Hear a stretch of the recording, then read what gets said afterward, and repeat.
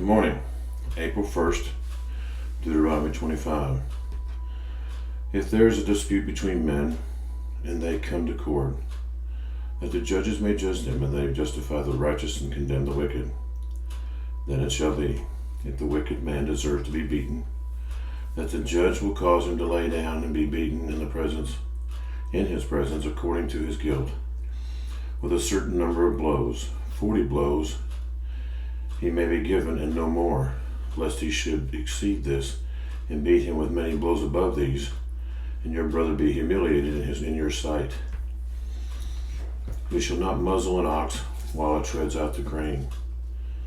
If brothers dwell together, and one of them dies and has no son, the widow of the dead man shall not be married to a stranger outside the family.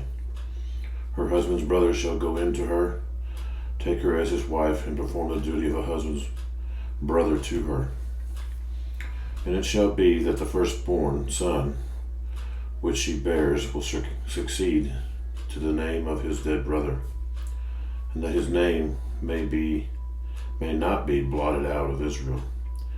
But if the man does not want to take his brother's wife, then let his brother's wife go up to the gate of the elders and say, my husband's brother refuses to raise up a name to his brother in Israel. He will not perform the duty of my husband's brother. Then the elders of the city shall call him and speak to him. But if he stands firm and says, I do not want to take her, then his brother's wife shall come to him in the presence of the elders, remove his sandal from his foot, spit in his face, and answer and say, so shall it be done to the man who will not build up his brother's house. And his name shall be called in Israel, the house of him who had his sandal removed. If two men fight together, and the wife of the one who draws near to rescue her husband from the hand of the ones attacking him, and puts out her hand and seizes him by the genitals, then you shall cut off her hand. Your eye shall not pity her. You shall not have in your bag differing weights, a heavy and a light. You shall not have in your house differing measures, a large and a small. You shall have a perfect and just weight, a perfect and just, that in your days may be lengthened in the land which the Lord your God has given you. For all who do such things, all who behave unrighteously, are an abomination to the Lord your God. Remember that what Amalek did to you on the way as you were coming out of Egypt, how he met you on the way, and attacked your rear ranks, all the stragglers at your rear, when you were tired and weary, and he did not fear the Lord, fear God. Therefore it shall be, when the Lord your God has given you rest from your enemies all around, in the land which the Lord your God is giving you to possess as an inheritance, that you will blot out the remembrance of Amalek from under heaven. You shall not forget. And it shall be, when you come into the land which the Lord your God is giving you as an inheritance, and you possess it and dwell in it, that you shall take some of the first of all the produce in the ground, which you shall bring from your land that the Lord your God is giving you, and put it in a basket, and go to the place where the Lord your God chooses to make his name abide. And you shall go to him, or to the one who is priest in those days, and say to him, I declare today that the Lord your God, that I have come to the country which the Lord swore to our fathers to give to us. Then the priest shall take the basket out of your hand, set it down before the altar of the Lord your God, and you shall answer and say before the Lord your God, my father was a Syrian, about to perish, and he went down to Egypt and dwelt there, few in number, and there he became a nation, great, mighty, and porous. But the Egyptians mistreated us, afflicted us, and laid hard bondage on us. Then we cried out to the Lord God of our fathers, and the Lord heard our voice and looked on our affliction, our labor, and our oppression. So the Lord brought us out of Egypt with a mighty hand, and with an outstretched arm, with great terror and with signs and wonders. He brought us to this place and has given us this land, a land flowing with milk and honey. And now, behold, I have brought the first fruits of the land which you, O Lord, have given to me. Then you shall set it before the Lord your God, and worship before the Lord your God.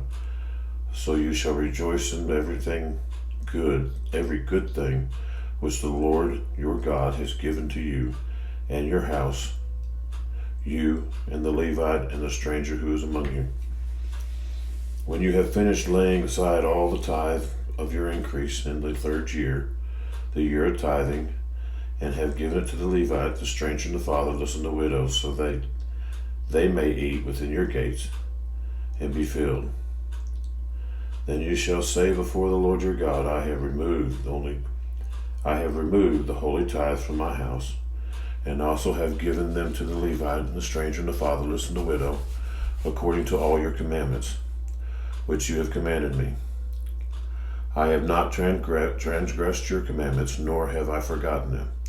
I have not eaten any of it when in the morning, nor have I removed any of it for an unclean use, nor given any of it for the dead.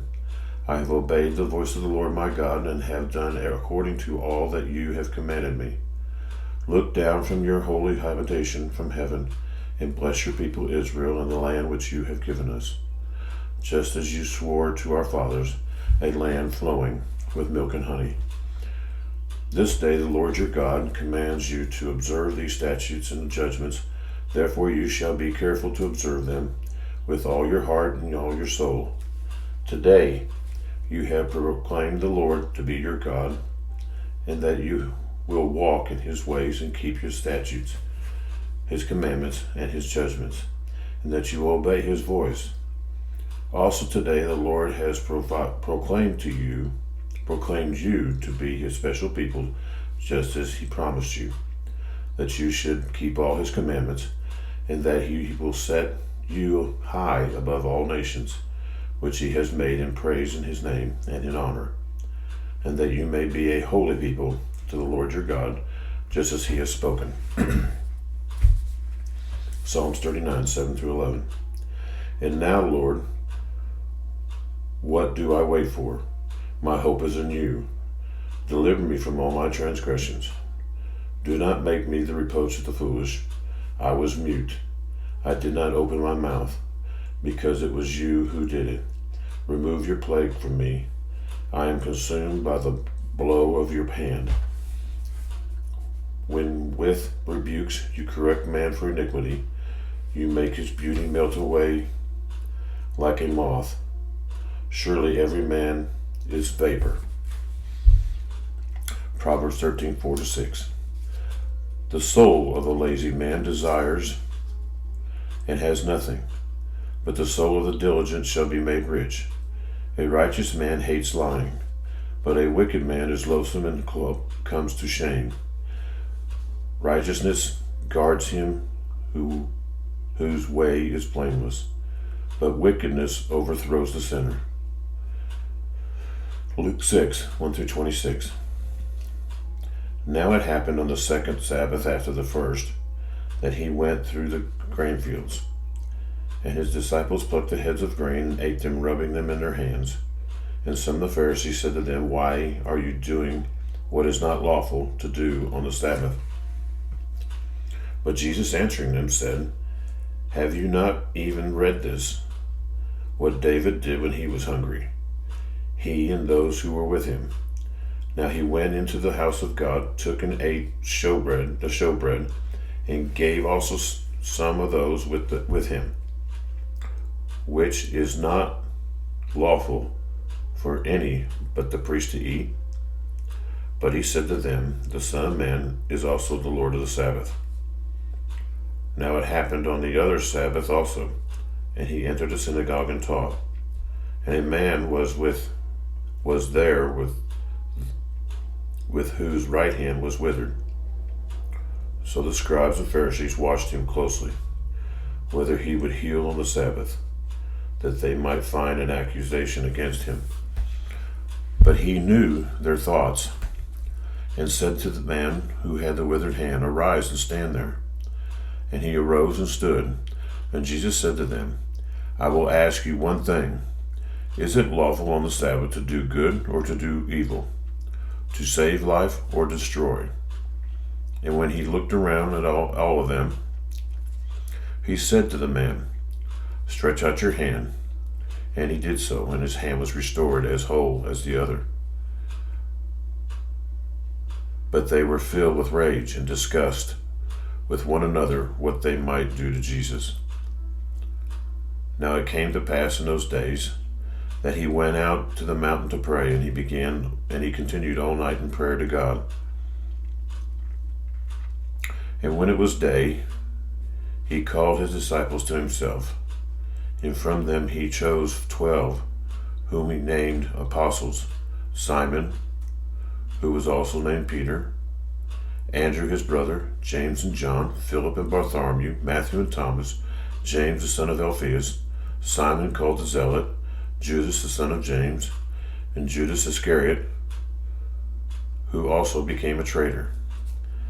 And he came down with them, and stood on a level place with a crowd as his disciples and a great multitude of people from all Judea and Jerusalem, and from the seacoast of Tyre and Sidon, who came near him and healed all the diseases, as well as those who were tormented by the unclean spirits. And they were healed. And the whole multitude sought to touch him, for power went out of him and healed them all. Then he lifted his eyes toward his disciples and said, Blessed are you poor, for yours is the kingdom of God. Blessed are those who hunger now, for they shall be filled. Blessed are you who weep now, for you shall laugh. Blessed are you Blessed are you when men hate you, and when they exclude you, and revile you and cast your name as evil, for the Son of Man's sake. Rejoice in that day and leap for joy, for indeed your reward is great in heaven. And for in like manner your fathers did to the prophets. But woe to you who are rich, for you have received your consolation. Woe to you who are full, for you shall hunger. Woe to you who laugh now, for you shall mourn and weep. Woe to you when men speak well of you, for so did the fathers to the false prophets. Thank you folks for being with us, and we'll see you tomorrow.